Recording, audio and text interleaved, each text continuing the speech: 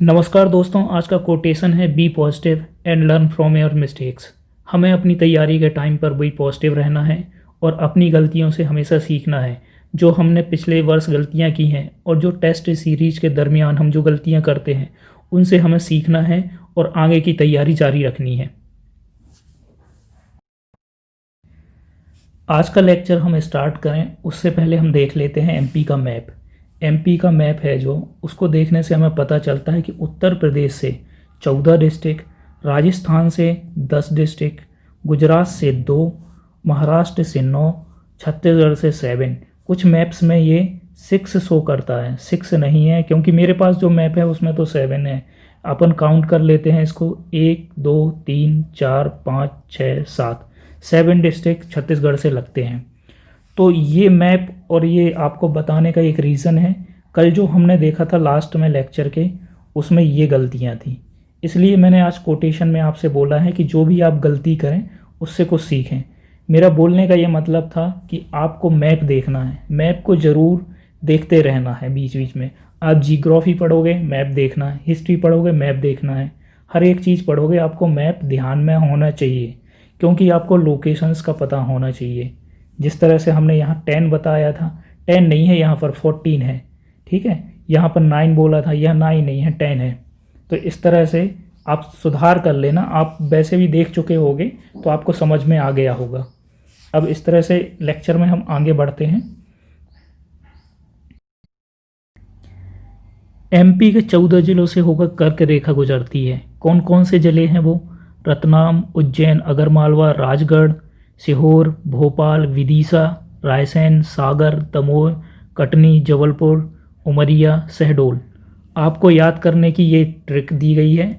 ये है क्या? रउआ राशि भवरासा, दम जब कटनी उमरासा। रउआ, रउआ में रा से रतलाम, ऊ से उज्जैन, आ से आगरमालवा, राशि से राजगढ़। इस तरह से आप बाकी सब याद कर लेना ये ट्रिक से, ओके। और शाजापुर से कर्क रेखा नहीं गुजरती है, लेकिन मैप में कभी कभी आपको संदेह होता है कि कहीं ये शाजापुर से भी कर्क रेखा गुजरती है। ये गलत है, यहाँ से नहीं गुजरती है। टोटल 14 डिस्ट्रिक्ट है जिनसे कर्क रेखा होकर गुजरती है, उनमें शाजापुर नहीं है, शाजापुर को काउंट नहीं करना है।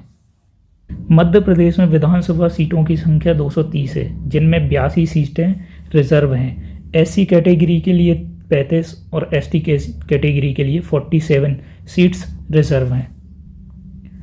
लोकसभा सीटों की बात करते हैं तो टोटल 29 सीट्स हैं एमपी में। इसमें एससी की 4 और एसटी की 6 हैं। टोटल 10 सीट्स हैं वो रिजर्व हैं। एससी की 4 सीटें देवास, उज्जैन, भिंड, टीकमगढ़ से हैं। एसटी की 6 सीटें शहडोल, मंडला, बैतूल, खरगोन, धार, रतलाम से हैं। मध्य प्रदेश में राज्यसभा सीटों की संख्या 11 है। टोटल संभागों की संख्या 10 है। टोटल जिले 52 हैं, जिसमें नागदा, मैहर, चचौड़ा, बागली अभी प्रस्तावित हैं। टोटल तहसीलों की बात करते हैं तो तहसीलें एमपी में 424 हैं। 313 विकास खंड हैं। 89 आदिवासी विकास खंड हैं। नगर की बात करते हैं जनगणना के आधार पर 476 हैं। 16 नगर निगम हैं। 98 नगर पालिकाएँ हैं।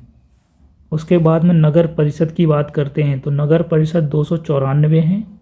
ग्राम पंचायत 23,922 है। जनपद पंचायत 313, जिला पंचायत 52, कुल ग्राम 54,903 है।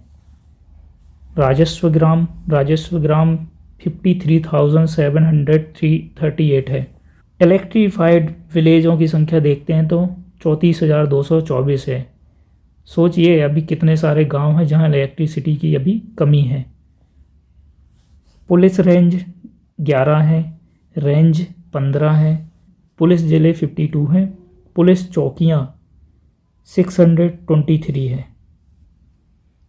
पुलिस थाने 1117 है, कंट्रोल रूम 55, पुलिस उप संभाग 238। प्रदेश का उच्च न्यायालय कहाँ पर है? जबलपुर में है। खंडपीठ कहाँ कहाँ पर है? इंदौर में है और ग्वालियर में।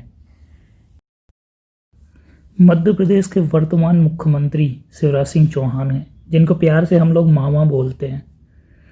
उसके बाद में आनंदीबाई पटेल मध्य प्रदेश की राज्यपाल हैं। मुख्य न्यायाधीश chief justice of Madhya Pradesh justice Ajay Kumar Mittal ji हैं। ध्यान से देख लीजिए, इनको आपने कभी शायद देखा ना हो। मध्य प्रदेश के मुख्य सचिव चीफ सेक्रेटरी इकबाल सिंह बैस हैं। मध्य प्रदेश के विधानसभा अध्यक्ष हैं रामेश्वर शर्मा। इसके बाद हैं विपक्ष के नेता, अपोजिशन के नेता हैं कमलनाथ सिंह। लोकायुक्त कौन है अभी? NK. Gupta, justice NK. Gupta. उसके बाद में उप लोकायुक्त हैं जस्टिस यूसी महेश्वरी। मध्य प्रदेश के मुख्य सूचना आयुक्त अरविंद कुमार शुक्ला हैं। आज का लेक्चर यहाँ होता है समाप्त, पर आज के लेक्चर से एक क्वेश्चन एग्जाम में बनता है।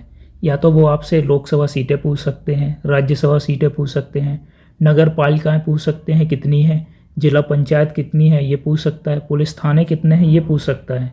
उनके लिए पूछने को बहुत कुछ है। तो आपको ये लेक्चर या तो बार बार देखना है या फिर आप डाटा लिख लीजिए और उसको बार बार रिवाइज़ करना है।